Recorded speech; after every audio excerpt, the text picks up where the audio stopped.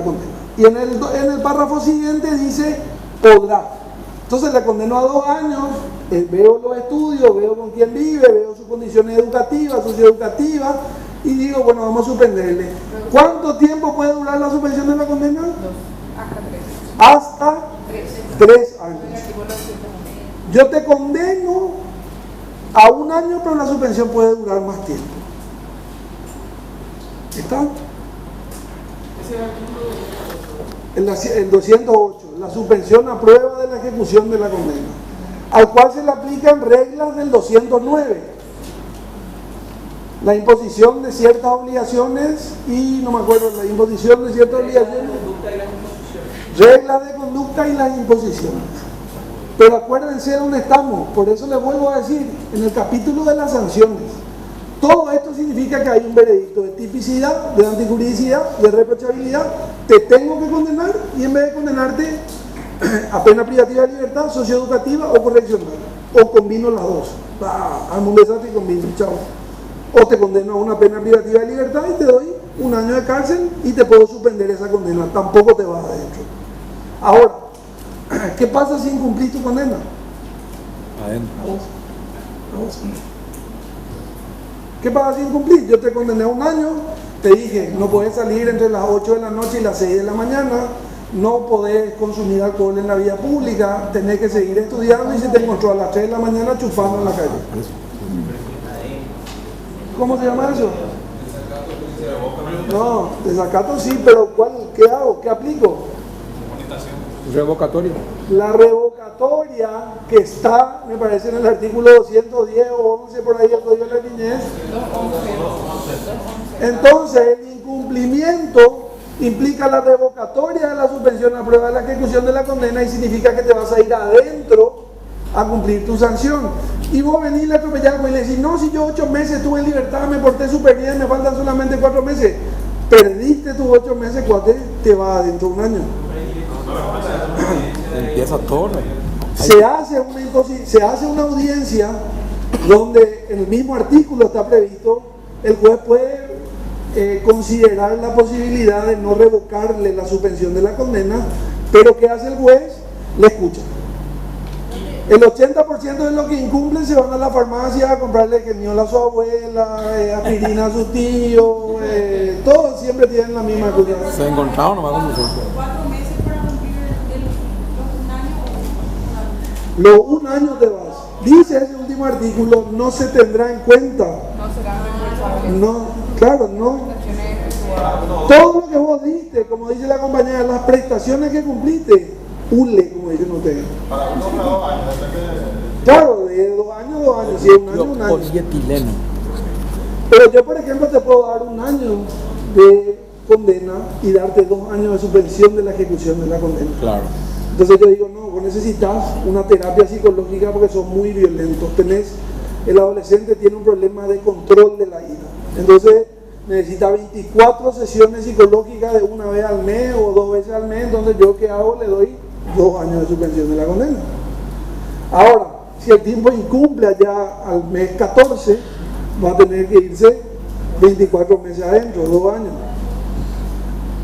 Y eso, por último, antes de darte la palabra, es la diferencia que yo encuentro, y ya le dije, pero le vuelvo a repetir, con la medida socioeducativa.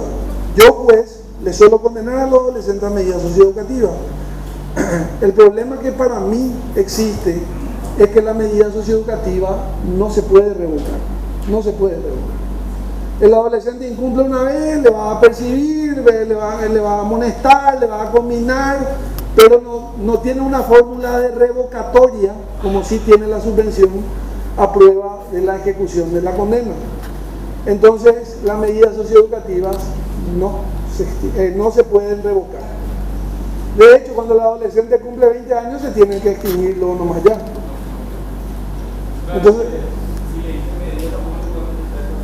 no le pueden meter justamente por eso, porque él aceptó esa salida, esa medida socioeducativa. Él no dijo, yo acepto una condena a 1 año con la posterior suspensión. Él no dijo, yo me someto a una prisión posterior, ¿me entendés? Él dijo socioeducativa. De hecho es diferente, porque ahí no hay un consenso. El juez te puede condenar a socioeducativas sin que el chico esté de acuerdo también. O sea, eso ya depende mucho de lo que se da en el proceso, ¿verdad? En cambio, para la suspensión de la ejecución de la condena es un poco más delicado porque ahí sí vos necesitas el consentimiento de la persona en cuanto a la suspensión de la privación de libertad. Y acá les quiero decir algo, tienen que tener mucho cuidado ustedes, y por lo menos ojalá se acuerden de esto. Todas estas salidas alternativas son súper importantes: la suspensión a prueba de la ejecución de la condena, suspensión condicional, criterio que todavía no estudiamos, en algún momento vamos a llegar ahí. Pero nunca tienen que ir en contra de la persona. O sea, el preso que está ahí frente a ustedes, cuando ustedes sean abogados y el tipo le digan, vos te vas a estar común, te va a firmar cualquier cosa. Pregúntenle a cualquier abogado, el tipo está desesperado, no se quiere estar común ni por Cristo, y viene él a un abogado y le dice, acá el fiscal me ofrece una condena a 2 años con suspensión de la ejecución, y muchas veces el tipo es inocente y lo mismo firma para no irse al lugar de privación de libertad. Entonces tienen que atender, si ustedes son defensores, que se den los presupuestos de la punibilidad siempre. Tienen que darse la tipicidad, anticricidad, por más que repitan muchas veces, porque si no le están jodiendo la vida a un pobre tipo que a lo mejor es inocente. Y si está privado de su libertad, peor. No, si está privado de su libertad te firman la cárcel, ya, ¿verdad? Sí.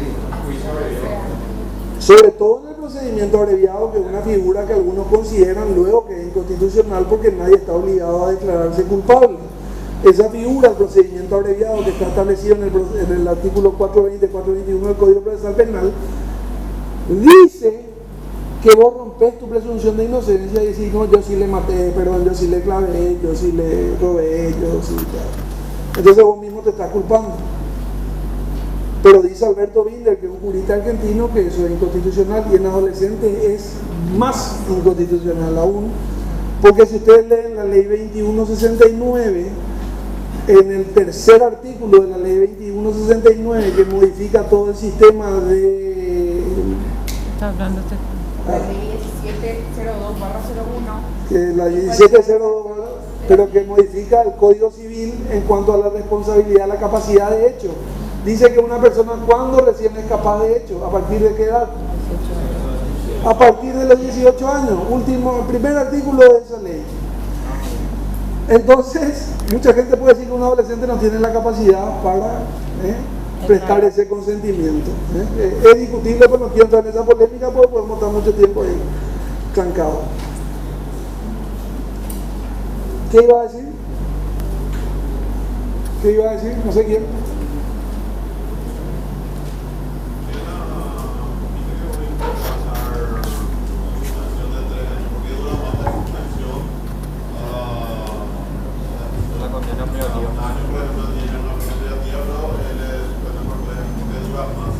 Y porque tiene que ver mucho con el fin que vos estás buscando alcanzar, ¿entendés? O sea, las medidas van a ir a que vos alcances un fin, ¿entendés? O sea, a lo mejor necesitas desintoxicarte, terminar el colegio, alguna cuestión, ¿entendés? Exactamente. Tu castigo va a ser de 1 año y tu periodo de prueba va a ser de 2 años, así mismo. Y es lo mismo para los adultos. En los adultos también puede ocurrir lo mismo. En el artículo 44 del Código Penal.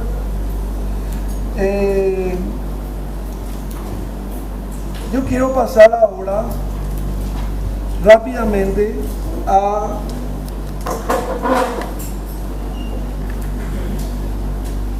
artículo 231. Y aquí nos preparamos para la clase de mañana. Yo le había dicho mucho a ustedes todo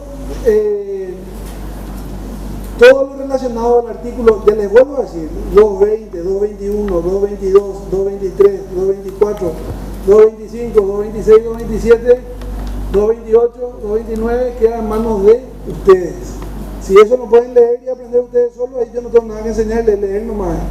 ¿Cuáles son las competencias de la Corte Suprema? ¿Cuáles son las competencias de los tribunales de apelación? ¿Cuáles son las competencias de juzgado penal de garantía? ¿Cuál es la competencia del fiscal? ¿Cuál es la competencia del juez de paz? ¿Cuál es la competencia del defensor? ¿Cuál es la cuestión que todos estos transversalmente tienen que tener? ¿Cuál es? A ver. ¿Cuál es? Jonathan. ¿Cuál es la cuestión que todos los operadores tienen que tener? ¿Cuál es?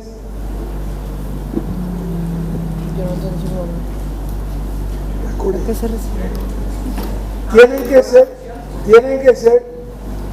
tienen que ser especializados.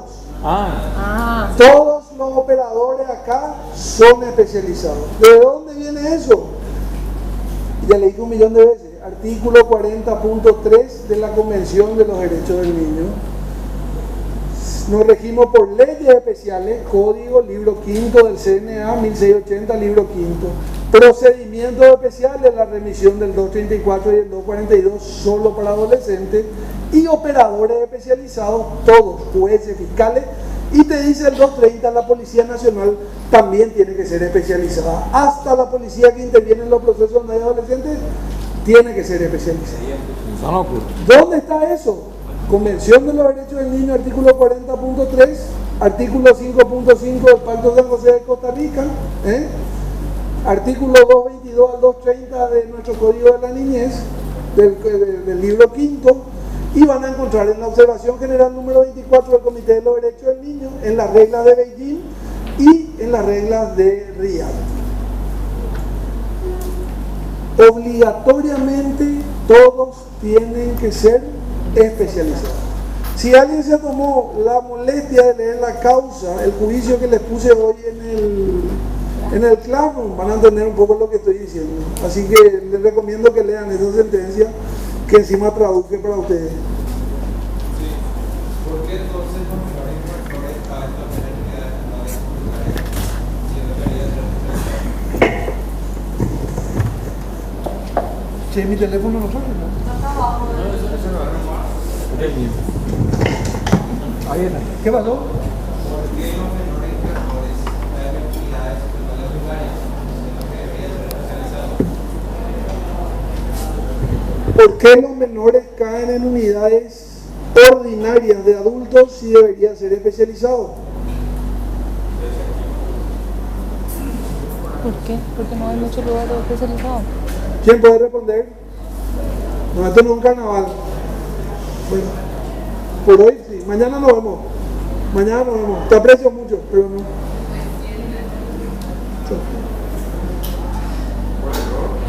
¿Cómo por error? No, por el tema de que hay poca gente que es especializada en adolescencia. Paraguay está incumpliendo la normativa internacional. Lean el párrafo 100 por el cual fuimos sancionados en la causa Centro Educativo Correccional de Menores Panchito López, en el año 2002, justamente es porque no teníamos un fuero especializado. Ahí se dieron cuenta, se está infringiendo.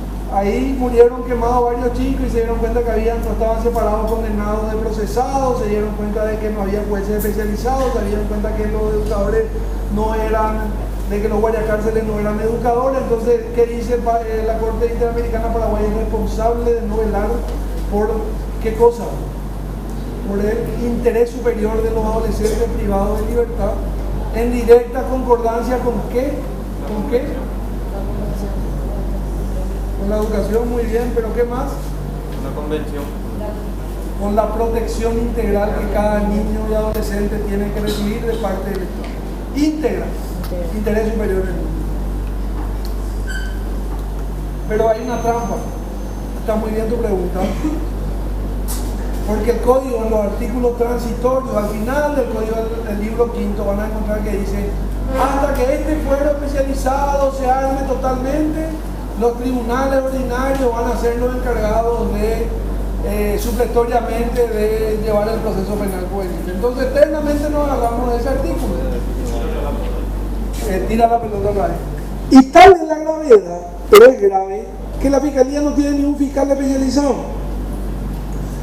En Lambaré, donde yo trabajo, hay un fiscal que es híbrido, una chica, ¿verdad? Que a lo mejor viene algún día a dar alguna clase. Ella es especializada en penal adolescente, pero es ordinaria también, recibe todas las causas de San Antonio, de Villa Elisa, de Ñemby, de Lambaré, de todos lados, pero hace las dos cosas. Y lo mismo pasa en Cazapá. ¿Y cuál es la excusa de los operadores del sistema, del fiscal general del Estado? No sé todavía ahora del nuevo, ¿verdad? Pero del anterior, por lo menos, es que hay demasiados pocos casos con relación a los adultos que un fiscal ordinario en un turno le entran 40 causas y le entran 4 o 5 adolescentes, 3, 4 de repente por turno. Entonces no se justifica y es injusto que un ordinario tenga mucho más que un... Y eso es mentira. ¿Por qué le parece que es mentira? No existe manera de comparar con todo. Correctísimo, no existe manera de comparar. Un adolescente lleva mucho más trabajo que un adolescente si vamos a aplicar todo esto que estamos diciendo, si le vamos a ver el fin educativo, lo socioambiental, lo correccional, Y la protección integral. la protección integral del interés superior del niño. Lo que pasa es que hay una realidad, y esto ya siempre le digo, suena mucho a queja, que no le importa un pito a nadie en la infancia, en este país. No le importa a nadie, pero no le importa la primera infancia, mucho menos le va a importar la segunda infancia. Y menos los adolescentes en conflicto con la ley penal. Ejemplo, Bururu. Ay, Dios. Bururu. Ídolo. Bururu entra como senador y cuando entra como senador todos nos damos cuenta que el tipo tenía 50 causas. O sea, acá no le importa nada a nadie. Y a Bururu, si le ponen a buscar otros personajes que están en la misma cámara, van a tener 50 o más antecedentes cada uno y probablemente hechos mucho más relevantes. O sea, yo no digo que el hecho no es relevante, pero gente que... Entonces hay que tener en cuenta la selectividad del sistema, siempre les digo, con relación a los niños, niñas y adolescentes. Como ellos están en crecimiento y nosotros nunca nos reflejamos con ellos, o sea, vos no te reflejabas con el niño de 12 años, 13, 14, decía un profesor peruano que parece que uno cuando tiene 40, 50 años se olvidó que pasó por esa edad, ¿entendés? O sea, la gente como que nunca va a empatizar que pasó por esa edad. Si estos mitades son un quilombo, estos mitades rompen todo, estos mitades y tal, pero son poquísimos y son súper fáciles de reeducar, de resocializar. A un tipo del PCC con 50 años, vos le vas a resocializar, olvídate. A un chico que robó dos televisores, le podés resocializar. ¿Cuál es la solución? ¿Cuál es la solución ahora? Mira que yo tengo soluciones jodidas, boludo. Así no vaya a preguntar. No, el problema es que el Estado tiene que generar política pública. Si el Estado no te da la garantía, ¿verdad? Si el Estado no te dice, acá tenés educación, acá tenés salud, poner en marcha lo que dice la Convención de los Derechos del Niño. No, lo que pasa es que penal adolescente es otra vez lo más olvidado de todo. Porque dentro del niñez vos tenés primera infancia que le preocupa a todo el mundo, que son los niños que están por la calle, que no tienen que comer, que su mamá le tiene en el semáforo.